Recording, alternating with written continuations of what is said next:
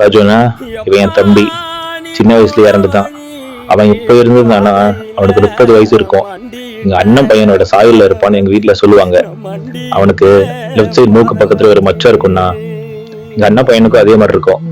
தம்பி திரும்ப வேணும்னா மலை உச்சியில பூத்தைய பிச்சு புவையுங்க கொத்து கொத்தா காய்ச்சைய வெள்ளரி